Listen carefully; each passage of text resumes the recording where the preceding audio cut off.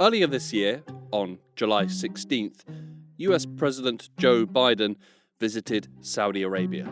It is only becoming clear to me that how closely interwoven America's interests are with the successes of the Middle East. We will not walk away and leave a vacuum to be filled by China, Russia, or Iran. We'll seek to build on this moment with active, principled American leadership. Back home, the American electorate were crying out against rising gas prices. The United States will support and strengthen partnerships with countries that subscribe to the rules-based international order.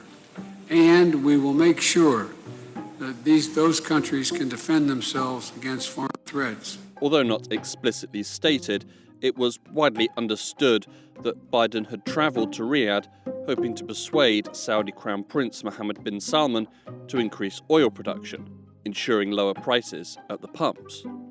That didn't work.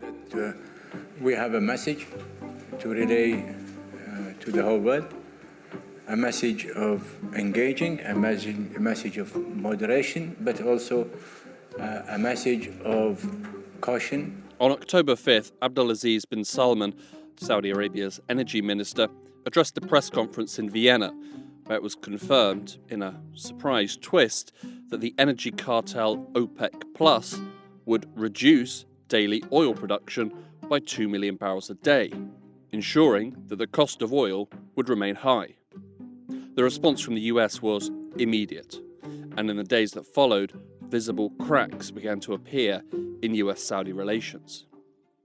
This week, why did OPEC Plus decide to cut oil production? How does it serve Saudi Arabia? Why has it angered the US? And is there a way back for Saudi-US relations? My name is Hugo Goodridge. Welcome back to Season 5 of The New Arab Voice.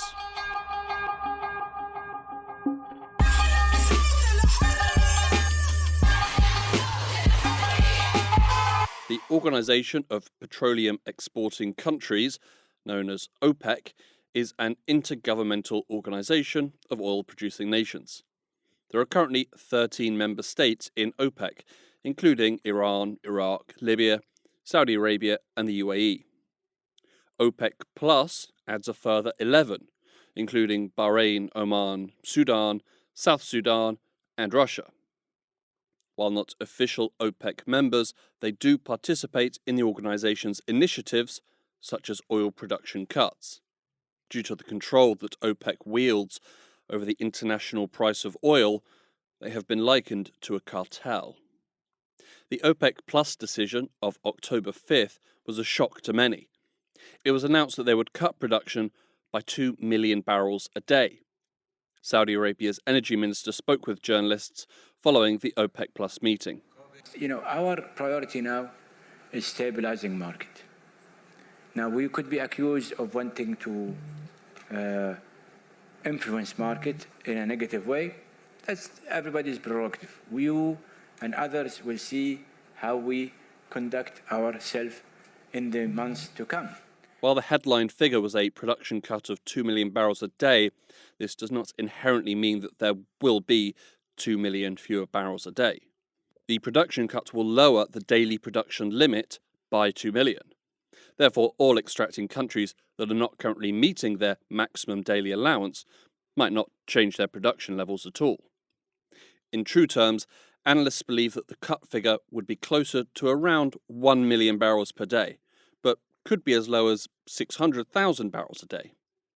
Saudi Arabia is a key member of OPEC, and oil exports are central to and the largest pillar of the Saudi economy. So what prompted the cut decision? Obviously, Saudi Arabia, United Arab Emirates, Russia, all of them gain, obviously, from the oil cut because that's going to translate into a rise in oil prices. This is Imad Harb, the Director of Research and Analysis at the Arab Center, Washington, D.C. By increasing revenue, obviously, they add to their coffers to do whatever they want to do with that money. Their budget really will fare better, considering that all of them are, except for the UAE maybe, have really grand ideas about what to do in foreign policy at least. In domestic politics, Saudi Arabia has embarked on a huge economic development plan. MBS's Vision 2030 is really costing hundreds of billions of dollars. So obviously, any rise in oil prices is going to help that. It's simple economics. When the demand for an item, such as oil, increases and the availability decreases, then the price of the item goes up. A few years ago, Saudi Arabia declared that it's probably comfortable with about $84, $85 a barrel for oil. Today, I think it's trading around specifically that much. I think they would be very, very happy if the price of oil went to 140 a barrel, like what happened before the financial crash of 2008. So it's definitely it's a boost for their economic picture. Money, as is so often the case, is a highly motivating factor. Saudi Arabia, in particular, has highly ambitious plans, perhaps best exemplified by NEOM, a mega project with an estimated price tag of $500 billion to build a 170-kilometer long, 200-meter wide, high-tech city of the future. Walking hand in hand with the financial concerns of Saudi Arabia are the political considerations. Politically speaking, it's another gain if the Saudis really want to weaken the Biden administration, and this has been talked about a lot in the United States. The Saudis are not necessarily very fond of Joe Biden. They're not very fond of the Democratic Party in general. The Democratic Party seems to be critical. Obviously, this has definitely a political angle to it. And the Democrats may very well suffer in the midterm elections because of this oil price hike. The Biden administration and many of his fellow Democrats have been vocal in their opposition to Saudi policies and actions. The brutal murder of Washington Post journalist Jamal Khashoggi chief among them. However, despite accusations that the recent cut was, at least in part, political, OPEC have continued to deny such claims.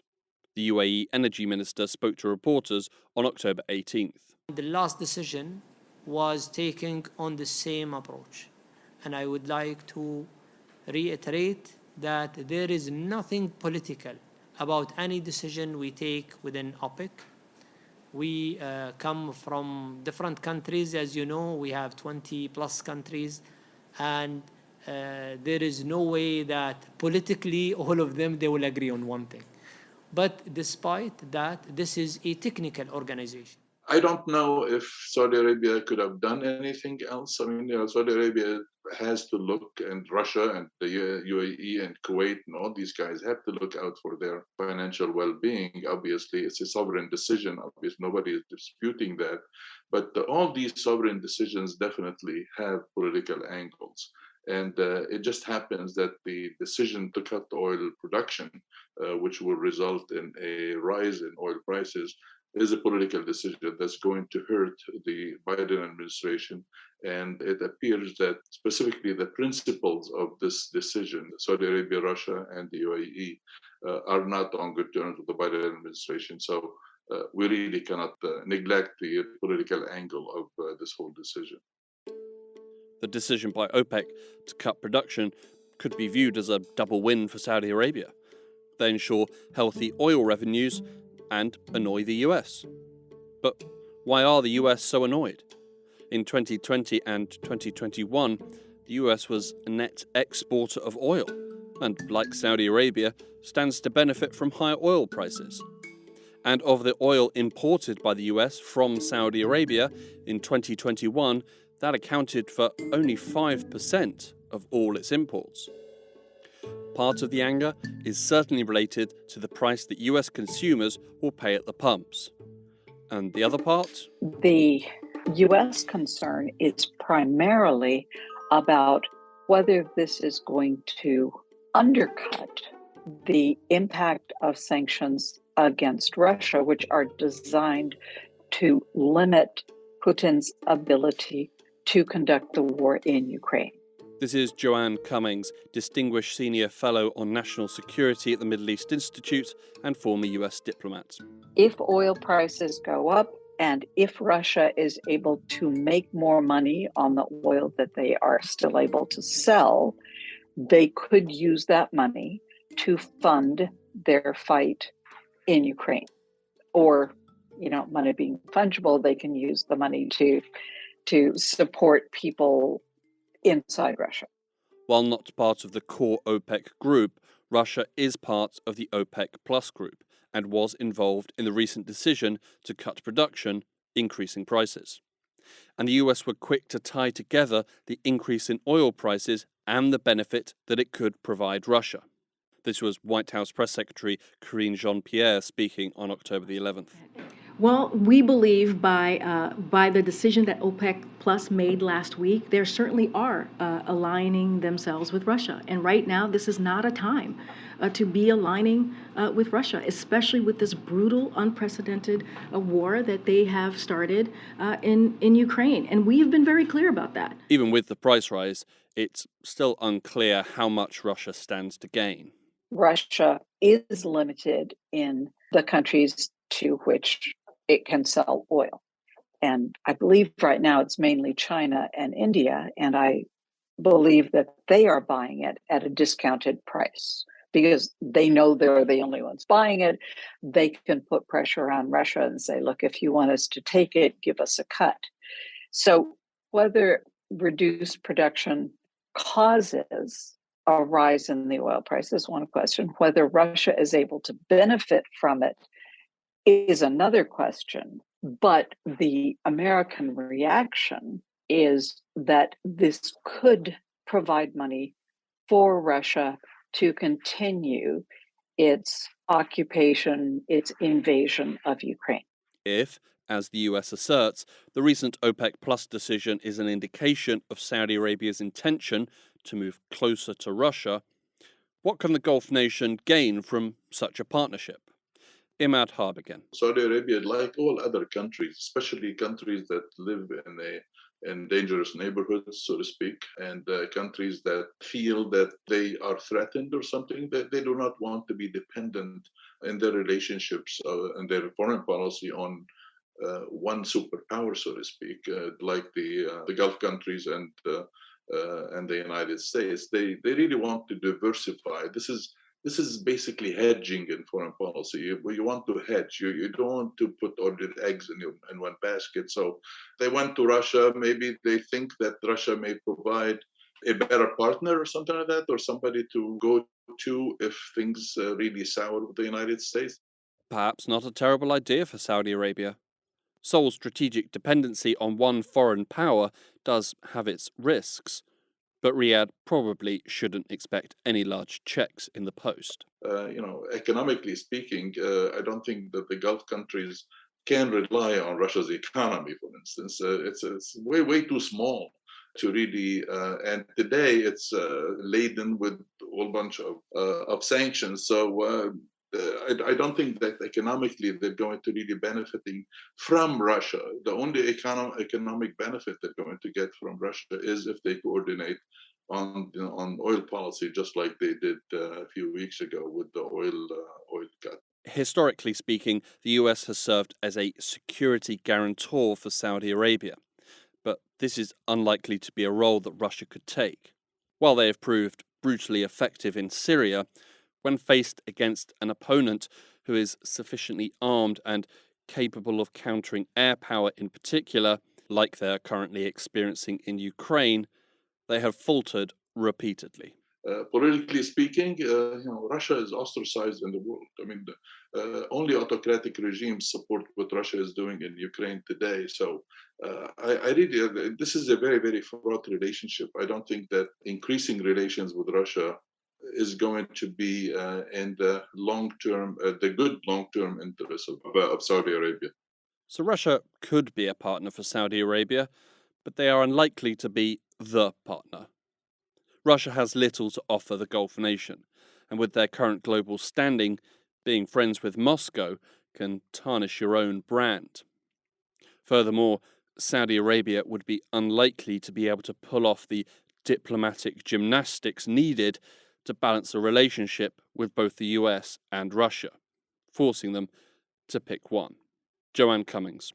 I think that Saudi Arabia, as a sovereign country, would not be served well by breaking the relationship with the United States. Whether or not MBS as a person feels that he needs to make a stand, he needs to demonstrate his independence, he needs to show that he's a free actor. I mean, these are kind of wild card things. And it's very difficult without knowing exactly how he is balancing how it looks to his domestic audience and how it actually plays in the rest of the world. Without knowing that balance for him, it's difficult to predict exactly how he will respond. No rational person would say, it will be better for me to side with Russia than the United States. That is simply not a reasonable view of what each country provides in terms of affiliation, partnership, joint projects, history, and all the rest of it. Perhaps sensing the mood in Washington that Riyadh was getting too close to Moscow, Saudi Arabia announced on October 18th that it was sending $400 million in aid to Ukraine. But the gesture proved largely ineffective in the hearts and minds of the Biden administration. So the president is going to strategically think through what the review process is and how we move forward with this relationship. He's going to take his time to consult with members of both parties, with partners, allies, and with the Saudis as well. We've taken note since the OPEC Plus cut that Saudi Arabia voted against Russia at the United Nations and also pledged $4 million to support Ukraine's reconstruction and humanitarian needs. These steps do not compensate, though, for the production cut, but they are noteworthy, and we'll be watching to see what Saudi Arabia does over the coming weeks, and we'll inform our consultations and review. I'm certainly not going to comment. In recent history, the US has had a checkered record in the Middle East, but the relationship with Saudi Arabia has certainly proved reliable and certainly proved vital for Riyadh. As previously mentioned, the recent oil cut has proved highly unpopular in Washington.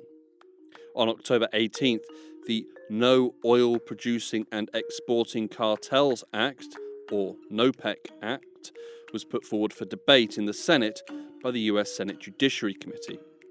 If passed, this would, under US law, make oil producing and exporting cartels illegal.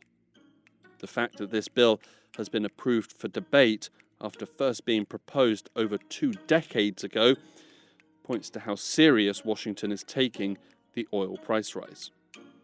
While the bill has recently progressed further than it has since it was first proposed over 20 years ago, it still faces major opposition from powerful political and corporate groups in the US.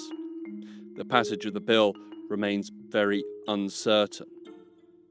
One area of US-Saudi relations that is more likely to be re-examined by Washington is the status of the US as Saudi Arabia's security guarantor and the lucrative business of selling arms to Saudi Arabia. In very, very pragmatic terms, the companies that produce the American arms weaponry that is sold to Saudi Arabia have a deep interest in those sales not ending. I am sure that there are lobbying efforts going on in Washington as we speak to stop a full blockage of U.S. arms sales to Saudi Arabia. I am also sure that the U.S. Department of Defense is raising the implications of withdrawing U.S. troops, which first is logistically very difficult to do, very expensive to do, and we have the troops there for our own interests. We don't specifically have the troops there to help Saudi Arabia. We see our security umbrella over Saudi Arabia as in our own interest, as well as that of Saudi Arabia. So, noses and faces come to mind. Undoing this military cooperation between the US and Saudi Arabia will be very difficult to untangle. But the recent tensions are building on pre-existing concerns about how US weapons are being used. I think it's clear that over recent years, there's been increasing concern in the United States, both in the White House and also more broadly in Congress, about some of the impact of the Saudi war in Yemen. The use of American weapons by anyone, anywhere, is sometimes problematic because even if we had nothing to do with the conflict, when someone on camera holds up a piece of a bomb that says made in the USA, that has an impact on the United States. And, that's simply a fact of life. If Saudi Arabia intends to continue that war, and if they felt that they were not getting the resupplies that they need, you can get weapons from other people, but you can't necessarily immediately use them. You can send a box of guns to somebody and they can pick them up and start shooting. But when it comes to planes and missile launchers, highly sophisticated pieces of military equipment, training is required, in addition to the maintenance of such equipment and the spare parts that will inevitably be needed. If Mohammed bin Salman is considering a drastic change in diplomatic direction, then he would undoubtedly have to reconsider his brutally devastating war in Yemen. Unless Saudi Arabia were willing for an arms supplying country to come in and physically run that part of the war for them, then there's going to be a gap. And I am sure that part of MBS's calculations is that he does not want to seem to be forced to change a military policy because of something the United States does. And Imad Harb. I really don't know if the Gulf can really rely on any other arms sales except the United States. So we're talking about a military doctrine and military equipment that have been imported by Gulf states from the United States for decades. You don't build an army, don't build a military institution, overnight.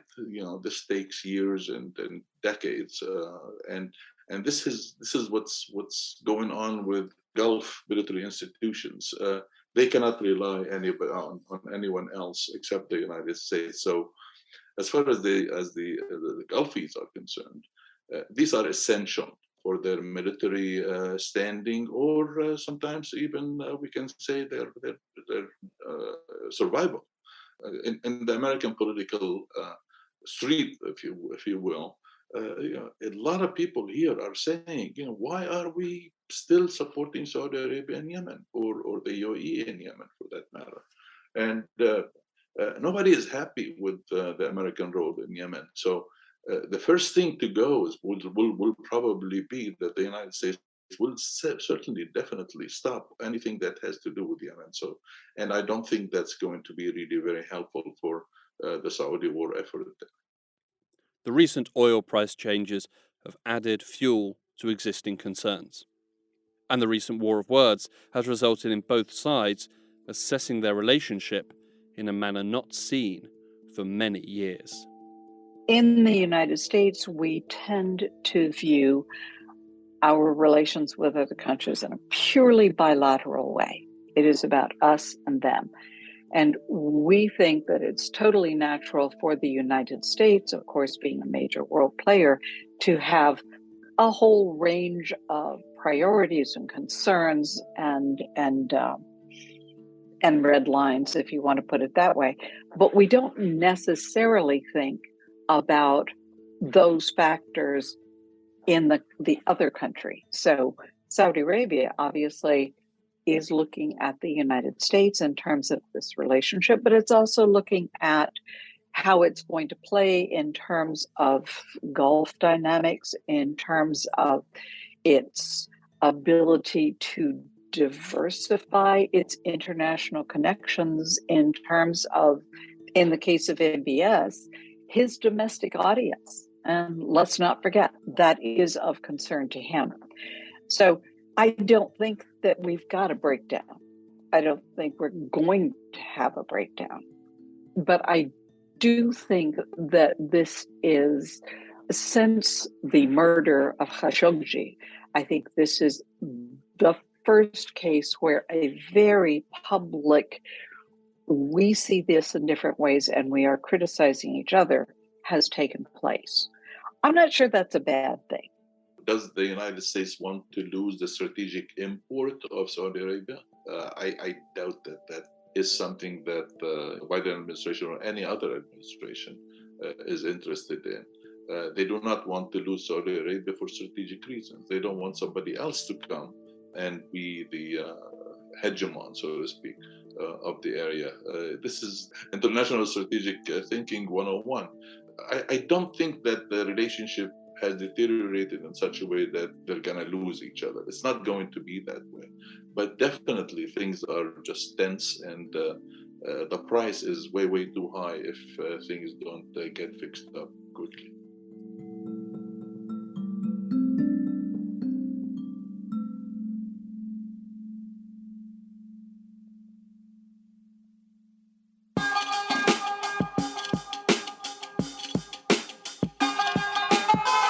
Thank you for listening to this episode of The New Arab Voice.